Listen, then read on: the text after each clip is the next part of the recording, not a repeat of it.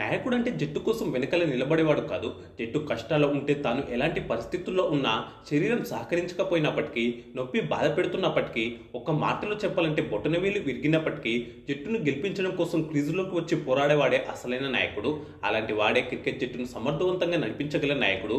సరిగ్గా అలాంటి లక్షణాలు ఉన్నవాడే మన team India captain hitman Rohit Sharma. Team India ఓటమి అంచున ఉన్న సమయంలో, గెలుపుపై అంతా ఆశలు వదిలేసుకున్న సమయంలో, ఇక విజయం తమదే అని ప్రత్యర్థి సంబరాలు చేసుకుంటున్న సమయంలో అప్పటికే గాయం కారణంగా మైదానం నుంచి బయటికి వెళ్లిపోయిన కెప్టెన్ రోహిత్ శర్మ అనూహ్యంగా క్రీజులోకి వచ్చాడు. అది కూడా ఏకంగా 9వ స్థానంలో బ్యాటింగ్కు రావడం గమనార్హం. ఎలాగో గాయంతో బాధపడుతున్నాడు కదా, ఎక్కువసేపు ఆడలేడులే, ఇలా వచ్చి అలా వెళ్ళిపోతాడని అనుకున్నారంతా. కానీ అందరి అంచనాలను తలకిందులు చేస్తూ చివరిలో విధ్వంసం సృష్టించాడు. ఒకవైపు బ్యాటింగ్ చేయడానికి బొటనవేలు సహకరించకపోయినప్పటికీ, తీవ్ర నొప్పి కలిగిస్తున్నప్పటికీ దాన్ని భరిస్తూనే హిట్మెన్ చేసిన పోరాటాన్ని ఎంత ప్రశంసించినా తక్కువే అవుతుంది. ముఖ్యంగా చివరి 2 ఓవర్లలో 40 పరుగులు కావాల్సిన దశలో రోహిత్ సృష్టించిన విధ్వంసం దెబ్బకు ప్రత్యర్థుల గుండెల్లో పాయింట్లలోకి జారిపోయాయని చెప్పుకోవాలి. అంతేకాకుండా ఈ మ్యాచ్లో బాదిన సిక్స్ల ద్వారా అంతర్జాతీయ క్రికెట్లో రోహిత్ శర్మ 500 సిక్స్లను కూడా పూర్తి చేసుకున్నాడు. ఈ ఘనత సాధించిన రెండో బ్యాటర్గా నిలిచాడు. అలాగే ఆ సమయం నాటికే అంతర్జాతీయ క్రికెట్లో అత్యధిక సిక్స్లు బాదిన రెండో బ్యాటర్గా చరిత్ర సృష్టించాడు. అయితే ఆ మ్యాచ్ ఎప్పుడు జరిగింది, ఎక్కడ జరిగింది, ఎలా జరిగింది, ఎవరు గెలిచారు, రోహిత్ శర్మ ఏ స్థాయిలో విధ్వంసం సృష్టించాడనే అంశం గురించి ఈ వీడియోలో పూర్తిగా మాట్లాడుకుందాం. అంతకన్నా ముందు మన వీడియోకు జస్ట్ ఒక లైక్ చేసి, మీకు రోహిత్ శర్మ అంటే ఇష్టమైతే కామెంట్స్ బాక్స్లో జై రోహిత్ శర్మ అని కామెంట్ చేయండి ప్లీజ్. ఇక లేట్ చేయకుండా అసలు విషయంలోకి వెళ్ళిపోదాం. అది 2022వ సంవత్సరం డిసెంబర్ 7వ తేదీ ఢాకా క్రికెట్ స్టేడియం వేదికగా భారత్ బంగ్లాదేశ్ మధ్య రెండో వన్డే మ్యాచ్. బంగ్లాదేశ్తో మ్యాచ్ అనగానే పసుపున అని అస్సలు అనుకోవద్దు. ఎందుకంటే ఆ టైంలో వన్డే ఫార్మాట్లో బంగ్లాదేశ్ చాలా స్ట్రాంగ్గా ఉంది. ముఖ్యంగా వాళ్ళ స్వదేశంలో బంగ్లాదేశ్ను ఓడించడం చాలా కష్టం. అంతెందుకు బంగ్లాదేశ్లో టీమిండియా వన్డే సిరీస్ గెలిచి చాలా ఏళ్ళు అవుతుంది. అలాగే ఇంగ్లాండ్, ఆస్ట్రేలియా వంటి జట్లు కూడా బంగ్లాదేశ్లో వన్డే సిరీస్లో ఓడిపోయాయి. ఇక 3 మ్యాచ్ల ఈ సిరీస్లోనూ తొలి వన్డేలో టీమిండియా ఓడిపోయింది. దీంతో ఈ సిరీస్ ఆశలు సజీవంగా ఉండాలంటే రెండో వన్డేలో ఖచ్చితంగా గెలవాల్సిందే. ఇలాంటి డూ అర్ డై మ్యాచ్లో రోహిత్ శర్మ గెలిపే లక్ష్యంగా బరిలోకి దిగింది. ఈ మ్యాచ్లో ఆతిథ్య బంగ్లాదేశ్ మోటుగా బ్యాటింగ్ చేసింది. అయితే మహమ్మద్ సిరాజ్ వేసిన రెండో ఓవర్లోనే టీమిండియాకు షాక్ తగిలింది. ఫీల్డింగ్లో కెప్టెన్ రోహిత్ శర్మ గాయపడ్డాడు. ఆ ఓవర్ 4వ బంతిని అనమోల్ సెకండ్ స్లిప్స్లో ఉన్న రోహిత్ శర్మకు క్యాచ్ ఇచ్చాడు. కానీ అది నేరుగా రోహిత్ శర్మ బొటనవేలుకు తగిలింది. దీంతో క్యాచ్ చేజారిపోవడానికి తోడు రోహిత్ శర్మకు గాయమై నొప్పితో మైదానంలోనే విలవిలలాడాడు మన కెప్టెన్. వెంటనే ఫిజియో వచ్చి చికిత్స చేసినప్పటికీ ఫలితం లేకపోయింది. దీంతో రోహిత్ శర్మ మైదానం నుంచి బయటకు వెళ్ళిపోయాడు. గాయం తీవ్రతను అంచనా వేయడానికి బొటనవేలి స్కానింగ్ కోసం రోహిత్ శర్మను ఆసుపత్రికి తరలించారు. మళ్లీ మైదానంలోకి అడుగుపెట్టలేదు. దీంతో అక్కడి నుంచి వైస్ కెప్టెన్ కేఎల్ రాహుల్ టీమిండియాను నడిపించాడు. బౌలర్ల రొటేషన్, ఫీల్డ్ను సెట్ చేయడం అంతా రాహులే చేశాడు. 11 పరుగులు చేసిన అనముల్ను అదే ఓవర్ 5వ బంతికి సిరాజ్ లెగ్ బైస్లో అవుట్ చేశాడు. టీమిండియా బౌలర్లంతా కలిసికట్టుగా చెలరేగడంతో బంగ్లాదేశ్ బ్యాటింగ్ యూనిట్ కుప్పకూలింది. 69 పరుగులకే 6 వికెట్లు కోల్పోయి పీకలో కష్టాలు పడింది.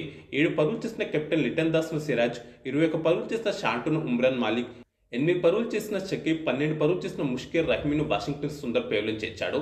అలాగే ఆసిఫ్ హుసేన్ను సుందర్ గోల్డెన్ డక్అవుట్ చేశాడు.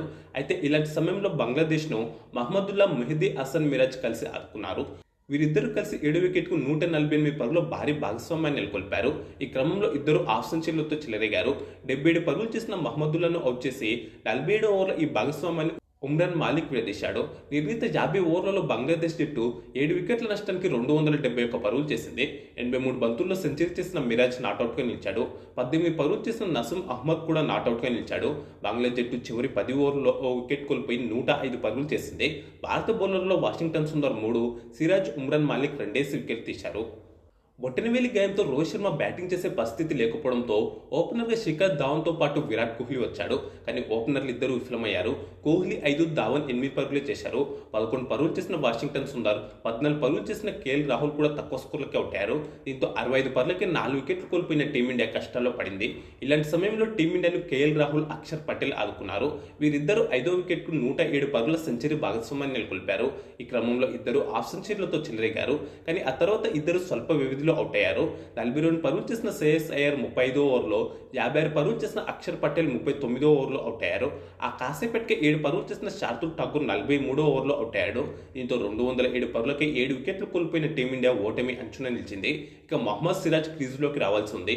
అప్పటికి విజయానికి కావాల్సింది 7 ఓవర్లలో 64 పరుగులు. బ్యాటర్లంతా అవుట్ అయ్యారు. చేతిలో 3 వికెట్లు మాత్రమే ఉన్నాయి. అవి కూడా టేలెండర్లవి. చేతి ప్రధాన వేలి అయిన బొటనవేలికి గాయం కావడంతో రోహిత్ శర్మ ఉన్నప్పటికీ బ్యాటింగ్కు రాడు అని అనుకున్నారంతా. దీంతో ఇక టీమిండియా ఓడిపోయినట్టేనని అంతా ఆశలు వదిలేసుకున్నారు. దీంతో అభిమానులు అంతా డీలా పడ్డారు. బంగ్లాదేశ్లో మాత్రం సంబరాలు మొదలయ్యాయి. టీవీలో మ్యాచ్ చూస్తున్న వారైతే టీవీలు బంద్ చేయడానికి సిద్ధమైపోయారు. సరిగ్గా ఇలాంటి సమయంలోనే సడన్గా కెమెరాలు మైదానంలోని ప్రేక్షకుల కళ్ళు టీమిండియా డగ్అవుట్ వైపు తిరిగాయి. భారత అభిమానుల్లో సడన్గా ఆనందం కేరింతలు వేయడం మొదలైంది. అదే సమయంలో బంగ్లాదేశ్ అభిమానుల గుండెల్లో టెన్షన్ మొదలైంది. ఎందుకంటే 9వ స్థానంలో బ్యాటింగ్కు వస్తున్నది మహమ్మద్ సిరాజ్ కాదు. బొట్టనవేలి గాయం కారణంగా చికిత్స కోసం ఆసుపత్రికి వెళ్లిన టీమిండియా కెప్టెన్ రోహిత్ శర్మ. దీంతో టీమిండియా అభిమానుల్లో మళ్లీ గెలుపుపై ఆశ మొదలైంది. కానీ రోహిత్ శర్మ ఏ మేర బ్యాటింగ్ చేయగలడనే అనుమానాలు కూడా ఉన్నాయి. ఇంతలోనే 46 ఓవర్లో 11 పరుగులు చేసిన దీపక్ చాహర్ అవుట్ అయ్యాడు. కానీ అదే ఓవర్లో రోహిత్ శర్మ 2 సిక్స్లు ఓ 4 బాదాడు.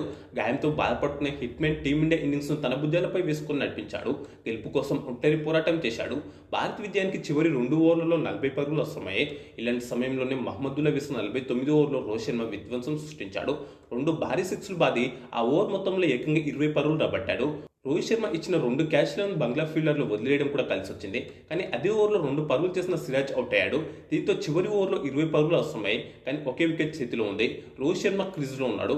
ముస్తఫిజుర్ రహమాన్ వేసిన 50 ఓవర్ 2, 3 బంతులను రోహిత్ శర్మ 4లు బాదాడు. 5వ బంతిని 6 బాదాడు. ఈ క్రమంలోనే 27 బంతుల్లోనే హాఫ్ సెంచరీని పూర్తి చేసుకున్నాడు రోహిత్ శర్మ. దీంతో వన్డేల్లో 9వ స్థానంలో బ్యాటింగ్కు వచ్చి హాఫ్ సెంచరీ చేసిన బ్యాటర్గా ప్రపంచ రికార్డు నెలకొల్పాడు. భారత్ గెలవాలంటే చివరి బంతికి 6 పరుగులు కావాలి. అంటే రోహిత్ శర్మ 6 కొట్టాలి. కానీ ఆ బంతిని ముస్తఫిజుర్ అద్భుతమైన యార్కర్ వేశాడు. దీంతో బంతి డాట్ అయింది. బంగ్లాదేశ్ 5 పరుగుల తేడాతో గెలిచింది. టీమిండియా ఓడిపోయినప్పటికీ రోహిత్ శర్మ పోరాటం అందరినీ చెల్లించింది. గాయంతో చేసిన అద్భుత పోరాటంతో అందరి హృదయాల్లో నిలిచిపోయాడు హిట్మెన్. మొత్తంగా 28 బంతులు ఎదుర్కొన్న రోహిత్ శర్మ 3 4లు 5 సిక్స్లతో 51 పరుగులు చేసి నాట్అవుట్గా నిలిచాడు. బంగ్లాదేశ్ బౌలర్లో హుస్సేన్ 3, మిరాజ్ షకీబ్ 2 వికెట్లు, మహమ్మదుల్లా, ముస్తఫిజుర్ రహమాన్ తలా వికెట్ తీశారు. మిరాజ్కు player of the match award దక్కింది. వరుసగా 2 వన్డేలను ఓటమితో టీమిండియా మరోసారి బంగ్లాదేశ్ గడ్డపై సిరీస్ కోల్పోయింది. అంతకుముందు ధోని కెప్టెన్సీలోనూ బంగ్లాదేశ్లో భారత జట్టు వన్డే సిరీస్ ఓడిపోయింది. ఇక గాయం కారణంగా 3వ వన్డేలో రోహిత్ శర్మ ఆడలేదు. దీంతో 3వ వన్డేలో కేఎల్ రాహుల్ నేతృత్వంలో బరిలోకి దిగిన భారత జట్టు వన్డే సిరీస్ ఓటమికి గట్టిగా బదులు తెచ్చుకుంది.